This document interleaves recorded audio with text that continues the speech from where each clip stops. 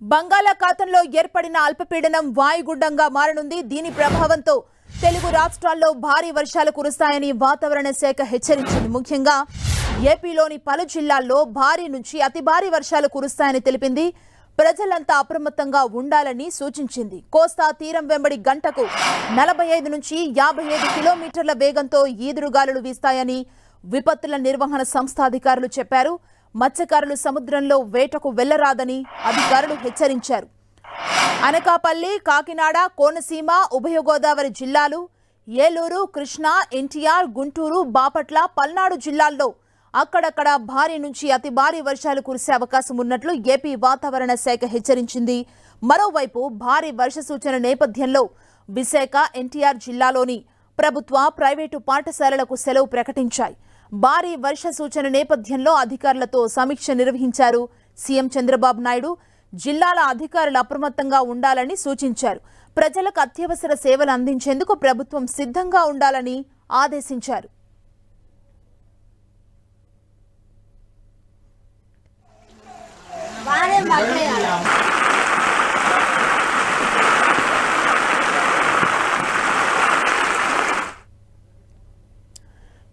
ఎన్టీఆర్ జిల్లా నందిగామలో నిన్న రాత్రి నుంచి ఎడతెరిపి లేకుండా వర్షం కురిసింది. వీరులపాడు మండల పరిధిలోని పెద్దాపురంలో ఇళ్లలోకి నీరు చేరింది. రోడ్లపై మోకాలి లోతు నీరు నిలవటంతో స్థానికులు తీవ్ర ఇబ్బందులు పడుతున్నారు. ఏకదాటి వర్షానికి జనజీవనం అస్తవ్యస్తమైంది. నందిగామ నియోజకవర్గంలోని గ్రామాలు జలమయమయ్యాయి. విజయవాడలోని పలు బస్టాండ్లు, రైల్వే స్టేషన్లలో భారీగా వర్షపు నీరు చేరింది. ప్రకాష్ నగర్, సుందరయ్య నగర్, కండ్రిగా, పాతపాడు ప్రాంతాల్లో రోడ్లన్నీ నీట మునిగాయి. రోడ్లపై భారీగా డ్రైనేజ్ నీరు ప్రవహిస్తుంది. రాత్రి నుంచి కురిసిన వర్షానికి ప్రధాన రహదారులన్నీ చెరువులను తలపిస్తున్నాయి. దీంతో వాహనదారులు తీవ్ర ఇబ్బందులు పడుతున్నారు. ఎన్టీఆర్ జిల్లా విజయవాడలో రాత్రి నుంచి కురుస్తున్న వర్షానికి రోడ్లన్నీ జలమయమయ్యాయి. రోడ్లపై భారీగా వర్షపు నీరు నిలిచిపోవడంతో పలు చోట్ల ట్రాఫిక్ జామ్ ఏర్పడింది. దీంతో వాహనదారులు తీవ్ర ఇబ్బందులు పడుతున్నారు.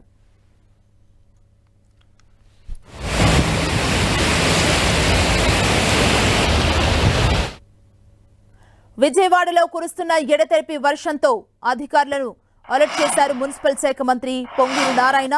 ప్రజలకు ఇబ్బందులు కలగకుండా తీసుకోవాల్సిన చర్యలపై విజయవాడ నగరపాలక సంస్థ కమిషనర్ ధ్యానచంద్రతో ఫోన్లో మాట్లాడారు. లోతట్టు ప్రాంతాలు, రోడ్లపై నీరు నిల్వ ఉండకుండా చర్యలు తీసుకోవాలని ఆదేశాలు జారీ చేశారు.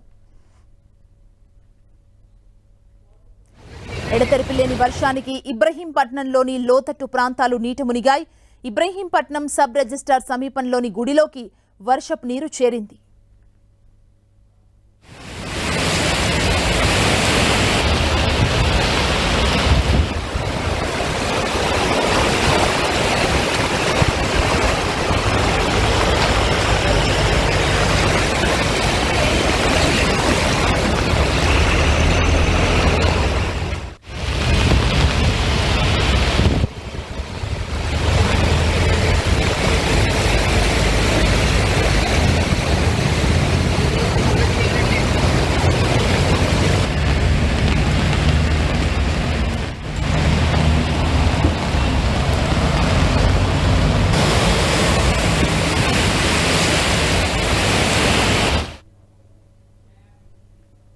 వర్షాలకు సంబంధించి మరింత సమాచారం మా ప్రతినిధి జయరాజ్ అందిస్తారు. జయరాజ్, అక్కడ అధికారులు రెస్పాండ్ అయ్యారా?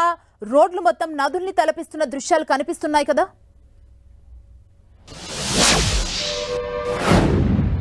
సుమా, గడచిన 24 గంటలుగా రాష్ట్ర వ్యాప్తంగా కుంభవృష్టి కురుస్తా ఉంది. అనేక ప్రాంతాలన్నీ కూడా జలమయమయ్యాయి. వాగులు, వంకలన్నీ కూడా పొంగి ప్రవహిస్తున్నాయి. చాలా ప్రాంతాలకి రాకపోకలన్నీ కూడా స్తంభించిపోయినటువంటి పరిస్థితి.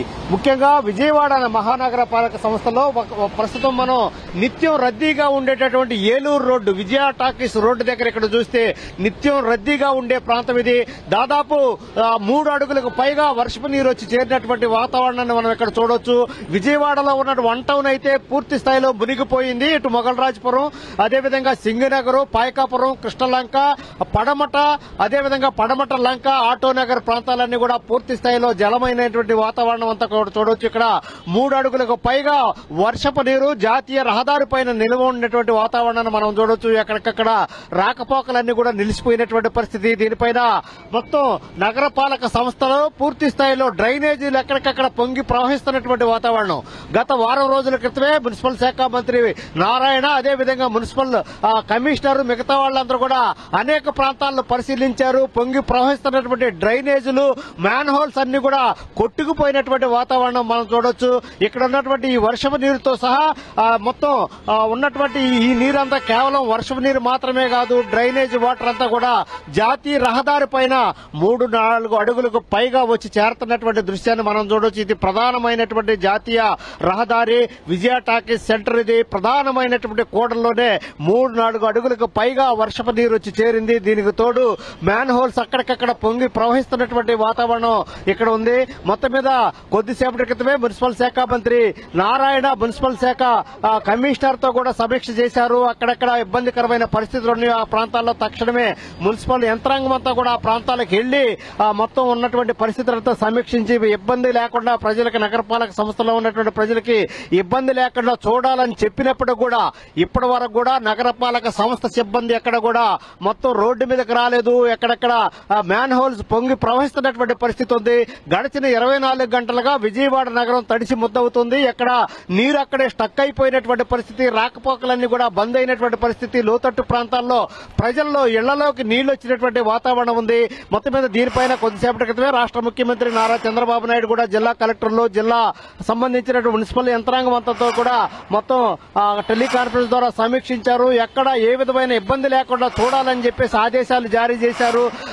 ఎగువ ప్రాంతాల నుంచి, ముఖ్యంగా శ్రీశైలం నుంచి, పట్టిసీమ నుంచి మొత్తం వస్తున్నటువంటి వాటర్ ఏదైతే ఉందో దాన్ని కృష్ణా నది పరివాహక ప్రాంతంలో ఉన్న ప్రజలు, అదేవిధంగా గోదావరి పరివాహక ప్రాంతంలో ఉన్న ప్రజలను అప్రమత్తం చేయాలి. వారందరూ కూడా సురక్షితమైనటువంటి ప్రాంతాలకు తరలించాలని చెప్పేసి ఆదేశాలు జారీ చేసినటువంటి పరిస్థితి ఉంది. మొత్తమే చూస్తే విజయవాడ నగరపాలక సంస్థ పూర్తి స్థాయిలో ఈ రోజు విజయవాడ నగరం తడిసి ముద్దవుతా ఉంది. లోతట్టు ప్రాంతాలన్నీ కూడా పూర్తి జలమయమయ్యే సుమ. అంటే వాతావరణ శాఖ అధికారులు ఏం చెబుతున్నారు జయరాజ్? వర్ష సూచన ఇంకా ఎన్ని రోజులుండే అవకాశం ఉంది?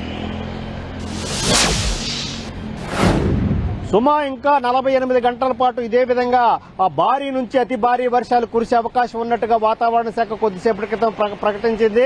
మొత్తం మీద గడిచిన బంగాళాఖాతంలో ఏర్పడినటువంటి తుఫాను ప్రభావం వల్ల ఈ రకమైనటువంటి వర్షాలు పడతాయని చెప్పేసి ఇంకా 2 రోజుల పాటు ఇదే రకమైనటువంటి వర్షాలు పడే అవకాశం ఉంది. లోతట్టు ప్రాంతాలన్నీ కూడా పూర్తి స్థాయిలో అప్రమత్తంగా ఉండాలి. మత్స్యకారులు చేపల వేటకు వెళ్లకూడదు. అదేవిధంగా అన్ని ప్రాంతాల్లో కూడా పూర్తి స్థాయిలో, ముఖ్యంగా లోతట్టు ప్రాంతాలు, అదేవిధంగా కృష్ణా నది పరివాహక ప్రాంతం ప్రజలు కూడా పూర్తిగా అప్రమత్తంగా ఉండాలని చెప్పేసి వాతావరణ శాఖ అధికారులు ఆదేశాలు జారీ చేశారు.